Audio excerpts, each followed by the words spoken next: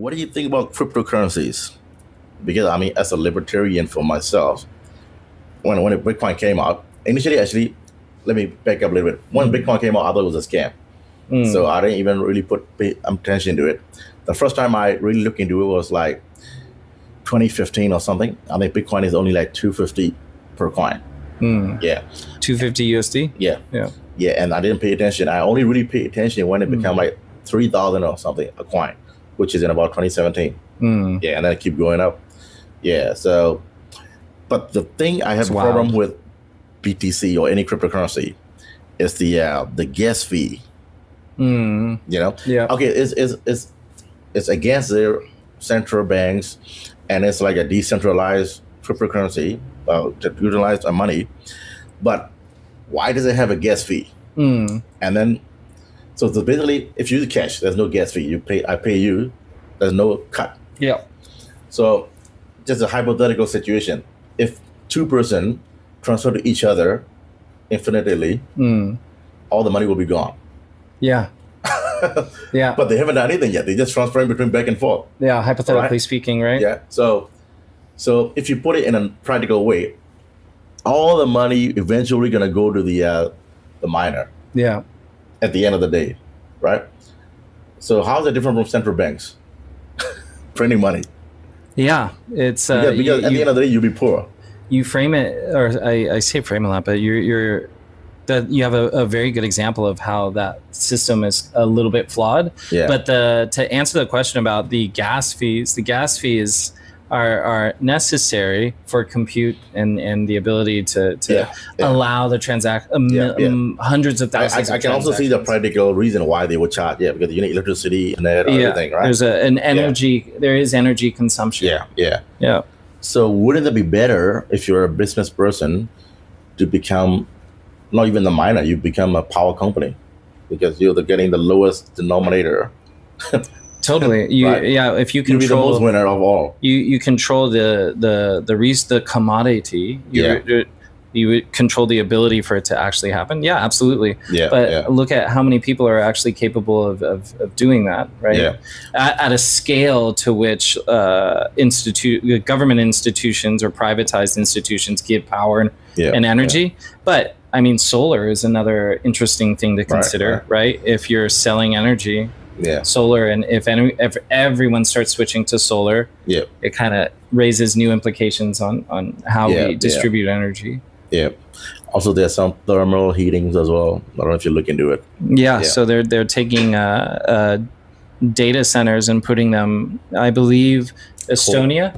Cold places. Yeah. Finland, actually. Finland just recently put their data centers and funnel the excess heat and they're able to heat up a couple neighborhoods, I think, actually, which is reuse that pretty next level. Yeah.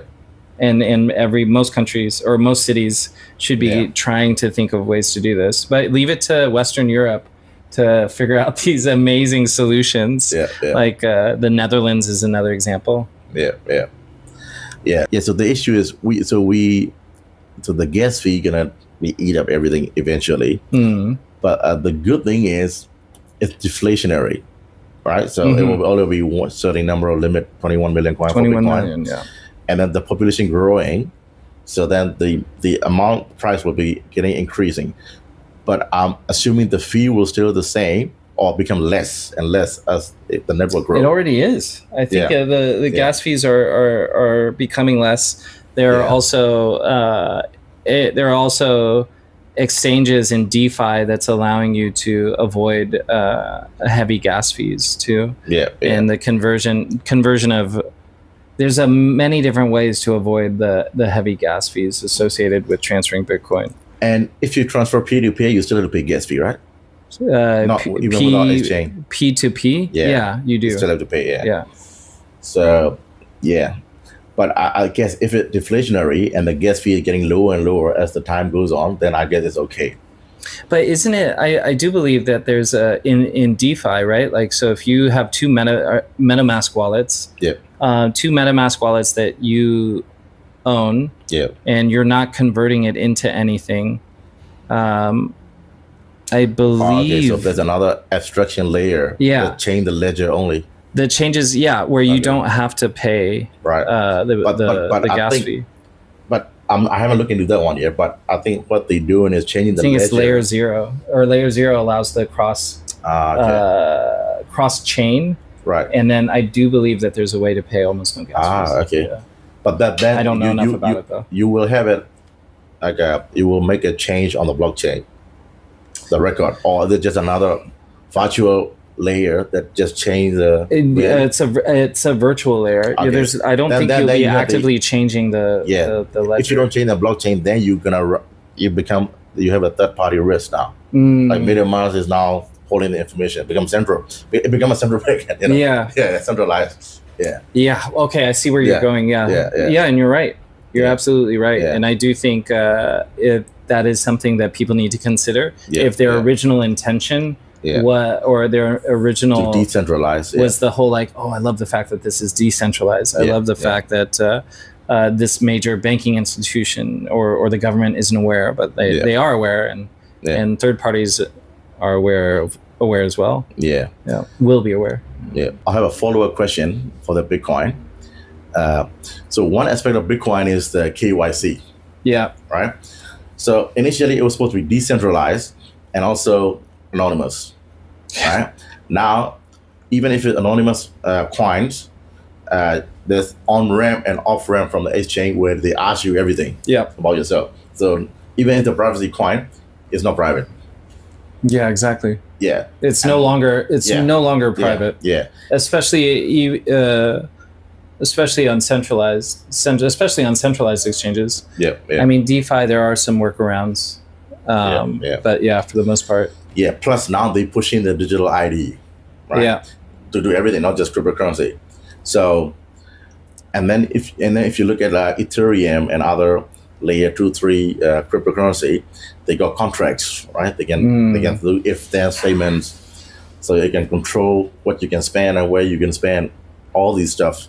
Right. Yeah. So now basically, whatever it was started was supposed to be a libertarian, decentralized cryptocurrency. Yeah, for the people. Now becoming the dream tool for the government. Yeah.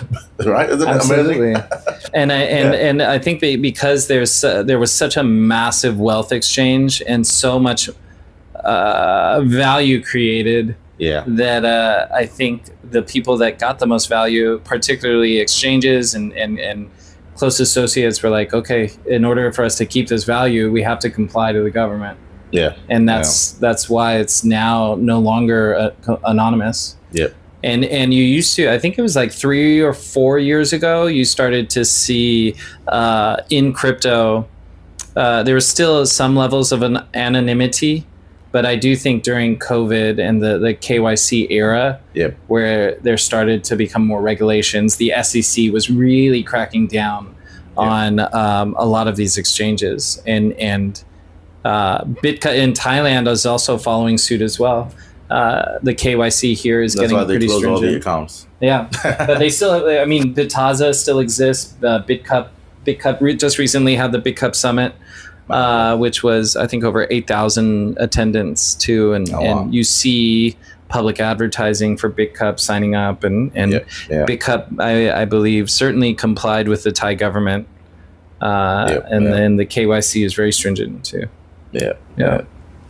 So now it's no longer anonymous, and it might even become centralized to some extent. Because if you put it on exchange, you basically centralize in it. 1,000%, it is centralized. In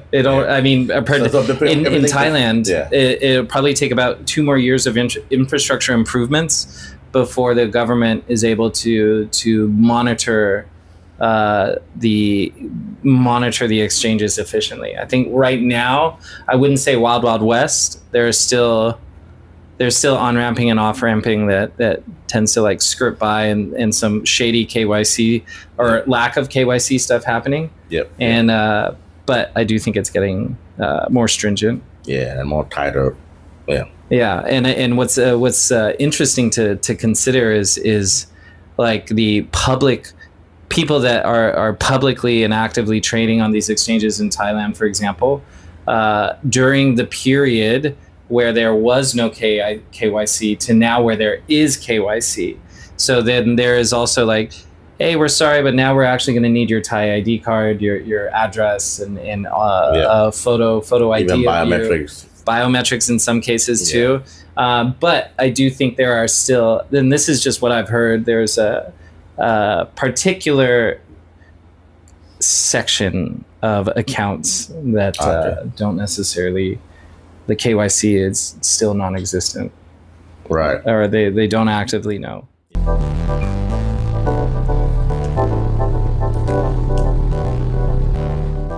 Hi, I'm David Beckham from Auckland, New Zealand.